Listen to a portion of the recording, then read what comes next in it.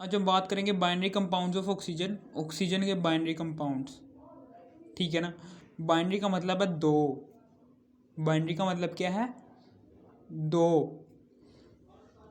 ठीक है ना। यानी कि कंपाउंड का मतलब क्या है? दो या दो से ज़्यादा एलिमेंट्स पर मुश्तमिल सब्सटेंस को कहते हैं कंपाउंड्स। उन दो एलिमेंट्स, ठीक है ना, बाइनरी, एक उसने शर्त दे दी है ऑक्साइड की डेफिनेशन के अंदर, बाइनरी। ठीक है ना। दो एलिमेंट्स होने चाहिए कंपाउंड के अंदर। कितने एलिमेंट्स होने चाहिए? दो एलिमेंट्स होने चाहिए, और ऑक्सीजन उसमें लाजमी हो। ठीक है ना। ऑक्सीजन उन दोनों एलिमेंट्स के अंदर लाजमी हो, और दूसरा एलिमेंट कोई सा भी हो, मेटल हो, नॉन मेटल हो, मेटलॉइड हो, ठीक है ना, कोई सा भी एलिमेंट हो, उसे हम कहेंगे ये क्या है? ऑक्साइड। ठीक है ना। एग्जाम्पल के तौर पर हम यहाँ पर H2O की बात कर लें। H2O हो गया, water, sodium oxide, magnesium oxide, calcium oxide, aluminium oxide, chlorine oxide, nitrogen dioxide, पेंटा ऑक्साइड, फास्फोरस ऑक्साइड। ठीक है। यहाँ पर देखो, यहाँ पर दो एलिमेंट ही, इन कंपाउंड्स के अंदर आपको दो एलिमेंट ही नज़र आ रहे होंगे। Hydrogen oxygen, sodium oxygen, magnesium oxygen, इसमें कैल्शियम ऑक्सीजन, इसमें एल्यूमिनियम ऑक्सीजन, इसमें क्लोरीन ऑक्सीजन, इसमें नाइट्रोजन ऑक्सीजन, इसमें फास्फोरस ऑक्सीजन। दो दो एलिमेंट्स पर मुश्तमिल है ये कंपाउंड। पहली शर्त पूरी होगी, बाइनरी कंपाउंड होने चाहिए। ठीक है ना। और ऑक्सीजन लाजमी होना चाहिए।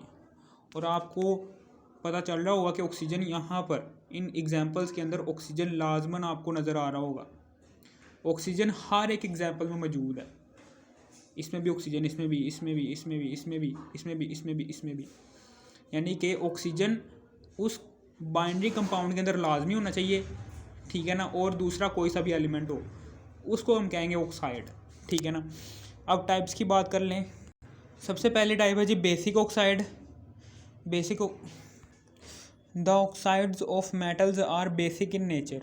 यानी कि जो उनसी मेटल्स के ऑक्साइड होते हैं ना, वो बेसिक इन नेचर होते हैं। ठीक है ना। The oxides of metals are basic in nature. इस तरह का पीरियोडिक टेबल होता है। ये फर्स्ट है ग्रुप है, ये सेकंड ए ग्रुप है। ठीक है ना।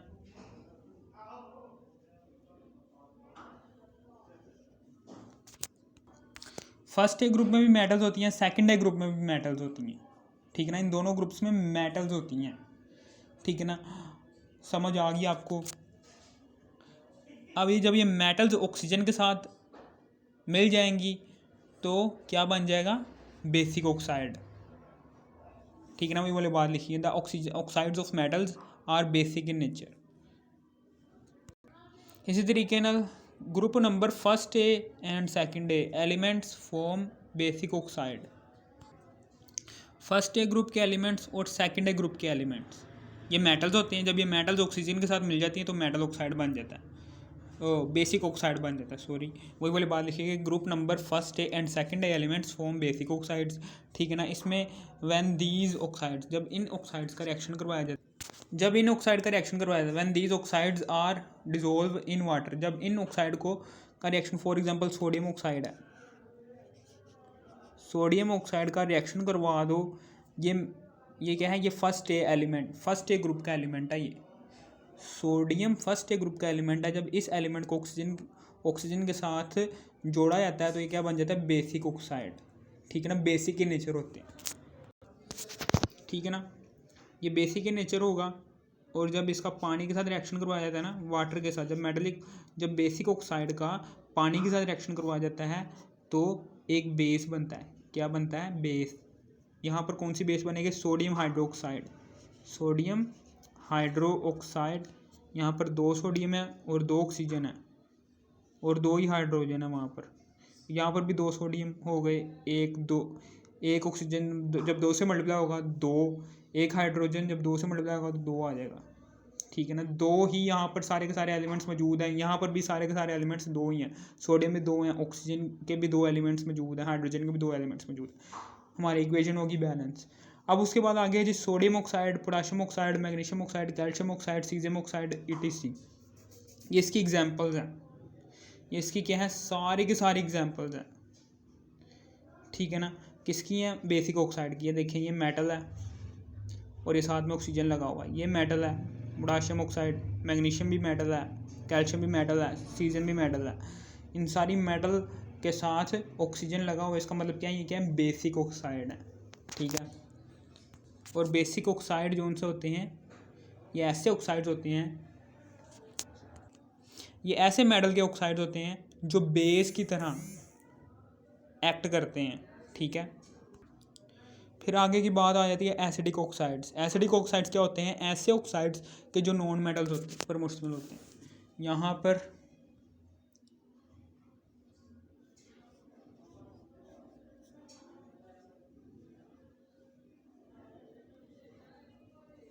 यहाँ से 4th ए ग्रुप से लेकर 7th ए ग्रुप तक, 4th ग्रुप से लेकर 7th ग्रुप तक जितने भी एलिमेंट्स आएंगे ना, वो सारे के सारे नॉन मेटल्स। जब नॉन मेटल्स ऑक्सीजन के साथ मिलती हैं ना, तो यहाँ पर एसिडिक ऑक्साइड फॉर्म होता है। The oxides of non metals are acidic in nature. The oxides of metals non metals are acidic in nature. ठीक है। यानी कि सारे के सारे नॉन मेटल्स हैं ना, ये सारे के सारे नॉन मेटल्स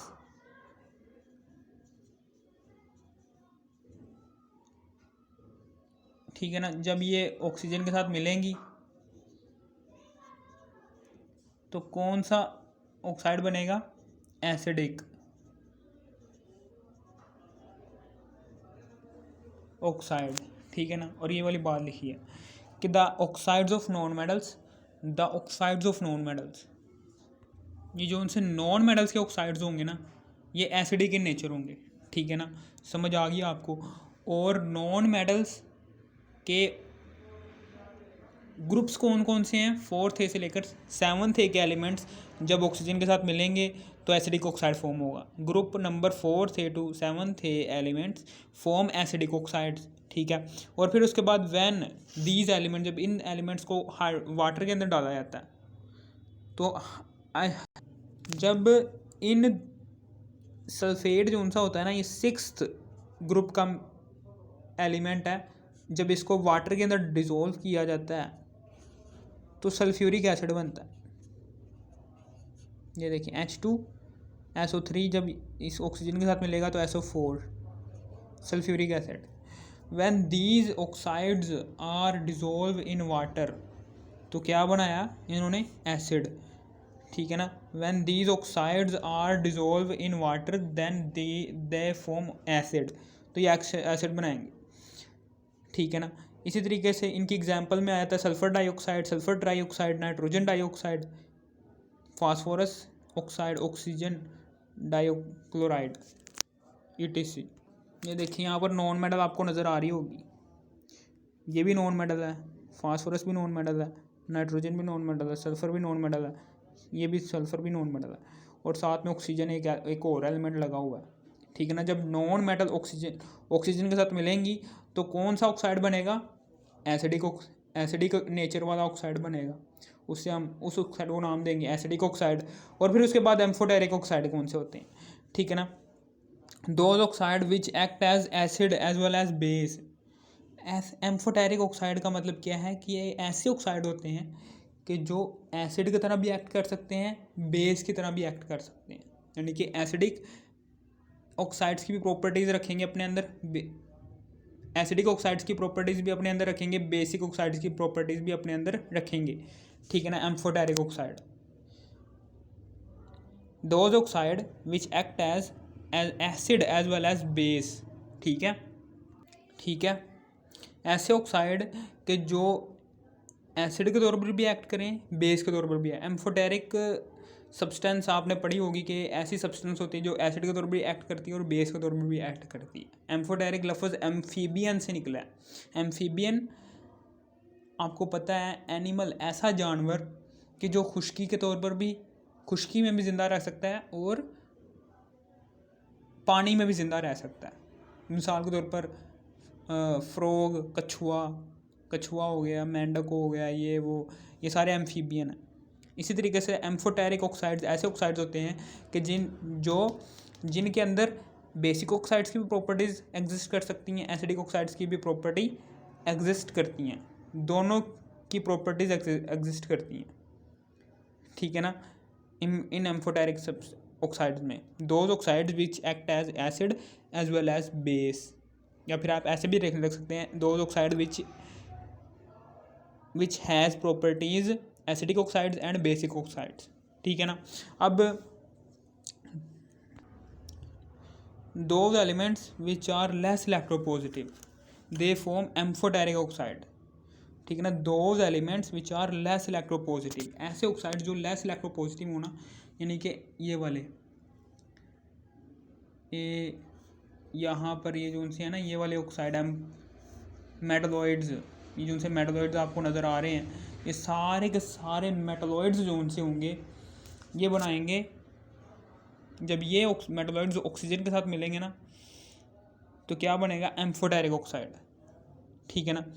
दो elements which are less electropositive they form, यानी कि ऐसे एलिमेंट्स जो लेस इलेक्ट्रोपॉजिटिव होना वो बना देंगे आपके पास amphoteric oxide. For example beryllium oxide, for example zinc oxide. ठीक है। अब फिर उसके बाद जस्टिफाइड दैट जिंक ऑक्साइड, ये बहुत इंपॉर्टेंट शॉर्ट क्वेश्चन है। ठीक है ना, ये शॉर्ट क्वेश्चन में वो कह रहा है कि justified that zinc oxide is an amphoteric oxide. Zinc oxide जो सा होता है ना, जिंक ऑक्साइड ये एक एम्फोटेरिक ऑक्साइड है जो एसिड के तौर पर भी एक्ट कर सकता है, बेस के तौर पर भी एक्ट कर सकता है, दोनों की तरह एक्ट करता है जिंक ऑक्साइड। अब हमने जस्टिफाई करना है कि जिंक ऑक्साइड एसिड की तरह भी एक्ट कर सकता है, बेस की तरह भी एक्ट कर सकता है। वो जस्टिफाई करो कि ये एम्फोटेरिक ऑक्साइड है, जस्टिफाई करो, justify that zinc oxide is an amphoteric oxide. ठीक है ना। अब हम इसको जस्टिफाई करने जा रहे हैं कि zinc oxide, for example zinc oxide is an amphoteric oxide because it is act as acid as well as base. Zinc oxide या एम्फोटेरिक ऑक्साइड है क्योंकि ये एसिड के तौर पर भी एक्ट कर सकता है, बेस के तौर पर भी एक्ट कर सकता है। ठीक है ना। यहाँ पर देखो, जब जिंक ऑक्साइड सल्फ्यूरिक एसिड के साथ मिलेगा, चूँकि ये एसिड है, ये क्या है, ये एसिड, A4 एसिड, तो ये बेस बन जाएगा। ठीक है ना। तो अब ये रिएक्शन देख लो, जिंक सल्फेट बन जाएगा, जिंक सल्फेट के साथ रिएक्शन कर लेगा जिंक सल्फेट, फिर हाइड्रोजन ऑक्सीजन के साथ मिल जाएगा तो हाइड्रो। तो यहाँ पर देखो, यहाँ पर जिंक ऑक्साइड ने बेस के तौर पर एक्ट किया है। ठीक है ना, बेस के तौर पर एक्ट किया है जब ये सल्फ्यूरिक एसिड के साथ रिएक्शन कर रहा था। वही वाली बात लिखनी है कि in this reaction zinc oxide is act as base. ठीक है। इसी तरीके से जिंक ऑक्साइड जब सोडियम हाइड्रोक्साइड के साथ रिएक्शन करेगा और वाटर का सॉल्यूशन हो, तो यहाँ पर देखो, यहाँ पर ये एसिड है। ठीक है ना, ये क्या है, ये बेस है। जब ये एसिड के साथ रिएक्शन करेगा, जब ये बेस, ये देखिए ये बेस है ना, तो जिंक ऑक्साइड यहाँ पर एसिड के तौर पर एक्ट करेगा क्योंकि बेस हमेशा एसिड के साथ रिएक्शन करती है। ठीक है ना। ये बेस जब एसिड के साथ रिएक्शन करेगी तो हमारे पास क्या आ जाएगा,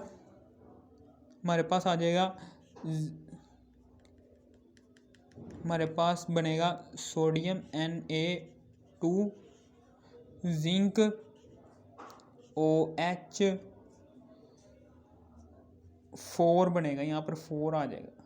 ठीक है। और यहाँ पर ऐसे, ठीक है ना, कितने सोडियम है वहाँ पर, यहाँ पर 2 सोडियम है, तो यहाँ पर भी, यहाँ पर मैं 2 लगा देता हूँ। ठीक है ना, 2 सोडियम इधर भी, 2 सोडियम इधर भी।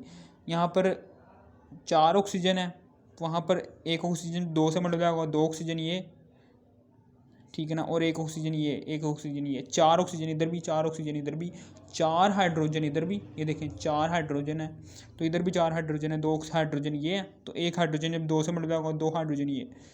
एक जिंक का एलिमेंट ये है जी, या वहाँ पर भी एक जिंक का एलिमेंट। ठीक है ना।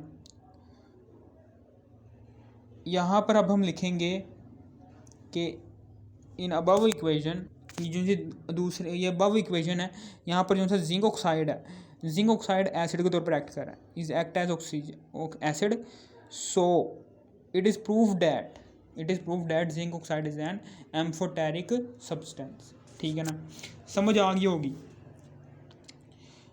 एम्फोटेरिक ऑक्साइड्स की, एसिडिक ऑक्साइड्स की और बेसिक ऑक्साइड्स की।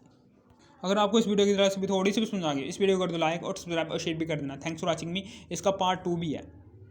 इसी वीडियो के टाइटल पर क्लिक करना है। इसी वीडियो के टाइटल पर क्लिक करने के बाद इसी वीडियो की डिस्क्रिप्शन में जाने के बाद इसी वीडियो का पार्ट 2 भी देख लेना। ये है जी पार्ट 1। Thanks for watching.